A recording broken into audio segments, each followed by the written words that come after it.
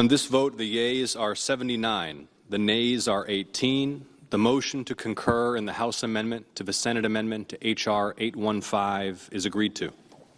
Thank you, Mr. President. It's official. The United States Senate has officially passed a $95 billion foreign aid package that will provide foreign aid to 3 critical allies of the United States: Ukraine, Israel, and Taiwan.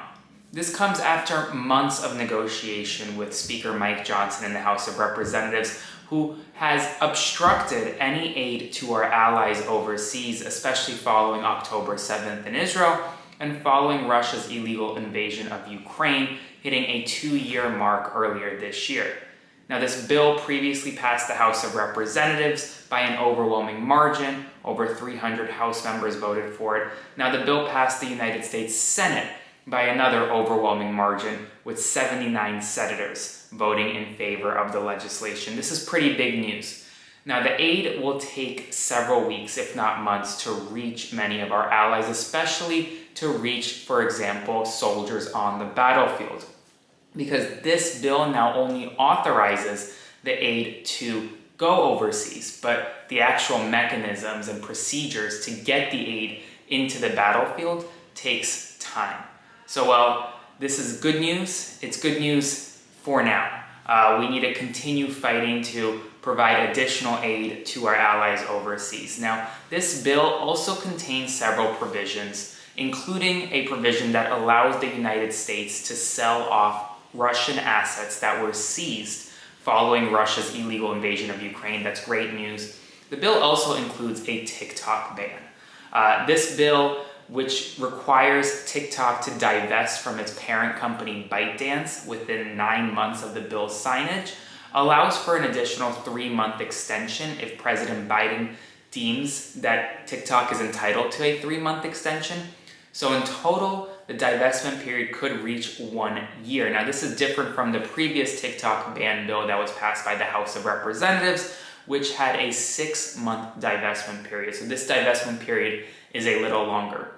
But even setting that aside, what this means for TikTok is that within the next week or two, once President Biden signs this bill, which is coming this week, you're going to see several lawsuits filed on behalf of creators, likely on behalf of TikTok, on behalf of small businesses that utilize TikTok, arguing a number of constitutional issues with this piece of legislation, First Amendment grounds, and others.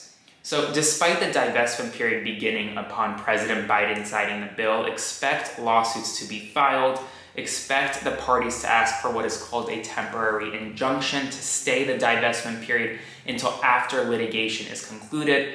Folks, this is going to be a long time before TikTok is actually removed from the App Store, and in any event, the shortest period of time that divestment could occur is 9 months. So at least for the next 9 months, TikTok is still around, but it's likely going to be around for a lot longer. Now, TikTok has vehemently said that it will not divest from ByteDance over these national security concerns.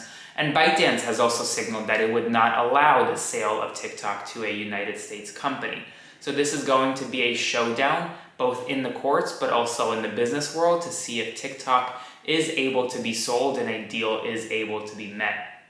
Now, outside of that, Donald Trump had day 6 in the courtroom, and day 6 started off with a bang, folks. In the morning, Trump's attorneys argued against gag order violations that prosecutors sought after Donald Trump posted at least 9 separate times attacking various witnesses in his criminal trial, including Michael Cohen, who was Donald Trump's personal attorney and a middleman in this criminal case. He is one of the prosecution's star witnesses, and he was also one of Donald Trump's closest allies. Now, prosecutors argued that Trump violated this gag order by attacking Cohen and others on Truth Social, and asked the judge to impose a $1,000 fine for each of the violations. In total, it would be about $10,000, and also to reprimand Donald Trump and inform him that if he were to continue violating the gag order, that he could potentially face jail time.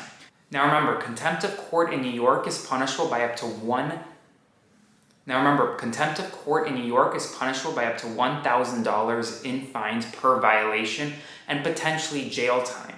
Now, prosecutors didn't ask for jail time in this instance, but if Donald Trump were to continue to violate the gag order, he certainly could potentially face jail time. Ultimately, Judge Merchan reserved his ruling for a later date, so once we have that, I will provide it to you. And after Judge Merchan finished discussing the gag order, David Pecker, a key witness, continued to testify in the trial today.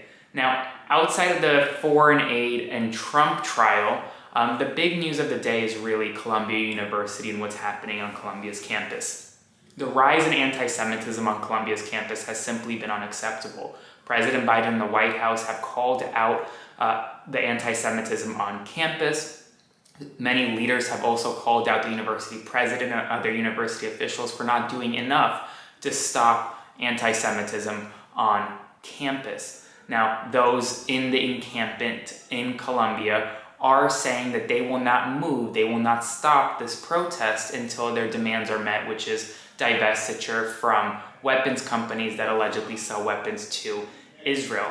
But this protest has changed from a peaceful protest against Columbia University in a lot of ways to attacking Jewish students on campus, which is simply unacceptable.